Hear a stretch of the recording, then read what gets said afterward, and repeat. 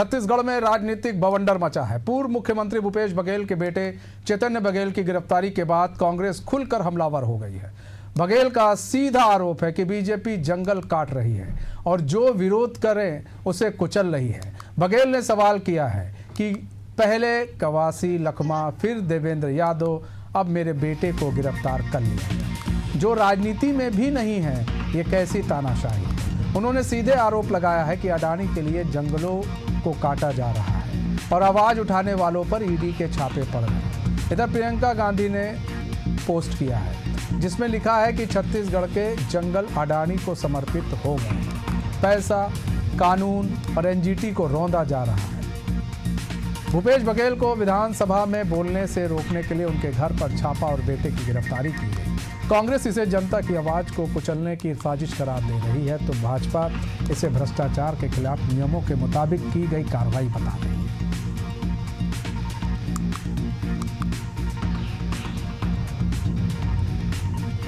ये प्रियंका गांधी का आप ट्वीट देख रहे थे। प्रियंका गांधी ने ट्वीट कर भूपेश बघेल के साथ वो खड़ी नजर आई।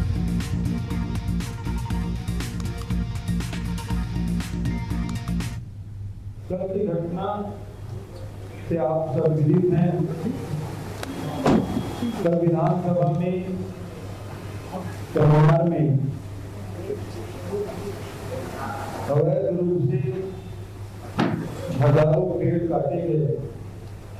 सरकार के देख रेख में, उसके संरक्षण में जिस प्रकार से वहाँ गांव वालों को बंधक बनाया गया और अडानी के परिंदे पूरे जंगल साफ कर दिए, उस मामले को लेकर नेता प्रतिपक्ष के द्वारा कल विधानसभा में स्थगन प्रस्ताव लाया गया था और स्थगन प्रस्ताव न आए और ध्यान भटकाने के लिए सुबह 6 बजे मेरे घर में ईडी का रेड पड़ा। पिछले समय भी सत्र में, बजट सत्र में मेरे घर ईडी और आईटी का रेड पड़ा था, उस समय मुझे नहीं आने दिया। इस समय मैं विधानसभा पहुंचने में सफल और वहाँ भ्रष्टाचार भी हुए और जिस प्रकार से हम लोग जब वहाँ विधानसभा में थे, हाउस मेंबर उसी समय सूचना आई कि मेरे पुत्र बघेल को अरेस्ट कर लिया गया है ईडी के द्वारा। जबकि आप सभी जानते हैं कि 10 मार्च को रेड पड़ा। निश्चित रूप से कांग्रेस पार्टी को डराने का, धमकाने का आज भूपेश बघेल के ऊपर लगातार ईडी, सीबीआई, उसके बाद ईओडब्ल्यू और कोई बाकी बचा है कोई एजेंसी, वो भी आ जाए, उसके लिए भी तैयार है स्वागत करने के लिए। आज भूपेश बघेल के ऊपर हुआ और किसी कार्यकर्ता के ऊपर होगा, किसी नेता के ऊपर हुआ।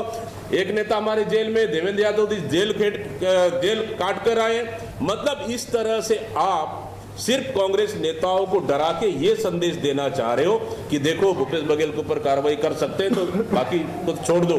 देखो देवेंद्र यादव और कवासी लखमा को जेल भेज सकते हैं तो बाकी तो दे दो। मतलब हमारे छोटे कार्यकर्ता को डराना चाहते। कांग्रेस इससे डरने वाली नहीं है।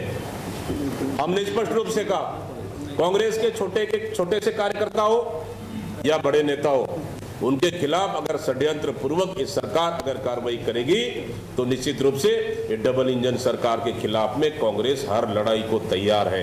क्या ये उद्योगपति के इशारे पे सरकार चल रही है? क्या अडानी के इशारे पर सरकार चल रही है? क्या कौन चला रहा है ये सरकार? अगर इस तरह के बदले की भावना कार्रवाई होगी, निश्चित रूप से हम लोग चुप बैठने वाले नहीं है। जिस तरह कल घटना हुई, उस घटना की हम कड़ी निंदा करते हैं कि पूर्व मुख्यमंत्री भूपेश बघेल जी का सुपुत्र राजनीतिक में भी नहीं है, ना कोई पार्टी के कार्यकर्ता है, उनका मेंबरशिप भी नहीं है। आखिर उनको गिरफ्तार कर यही साबित करना चाह रहे हो ना, उनको गिरफ्तार कर लो और उनको ठोक पीट करके राइट कर लो और 2-4 लोग का और नाम गिना दो ताकि भविष्य में और उनको अरेस्ट कर लो। नहीं चलेगा इस तरह की हम लोग 22 तारीख को पूरे प्रदेश में आर्थिक नाकेबंदी के रूप में एक बड़ा चक्का जाम और प्रदर्शन करने के लिए कांग्रेस पार्टी आज ऐलान करती है और बृहद रूप से निश्चित रूप से सरकार और उनके सेंट्रल एजेंसी और इस तरह के चंद उद्योगपतियों को हम मुंह तोड़ जवाब देने के लिए प्रदेश कांग्रेस कमेटी किसी भी स्तर पे पीछे नहीं हटेगी। खड़गे जी उनका स्पष्ट निर्देश है कि हम सबको दुख में एक साथ चलना है। आज हम सब लोग इतने बड़े परिवार के साथ हैं, उसके दुख में शामिल भी है और उसके लिए जो कुछ भी करना पड़ेगा हम साथ मिलकर चलेंगे। और आने वाले दिनों में हम ये प्रदर्शन लगातार जारी रखेंगे। अभी एक प्रदर्शन 22 तारीख की घोषणा हुई है। आने वाले दिनों में हम 3 तक एक से और बढ़कर एक प्रदर्शन सभी हमारे बस्तर में, सरगुजा में, राजनांदगांव में, राजपुर में, रायगढ़ में करते रहेंगे। पर हमको ये बताना भी है, ये जो प्रदेश है वो गरीबों का प्रदेश जरूर है, मगर यहाँ हम सब लोग एकता और भाईचारे के साथ रहते हैं।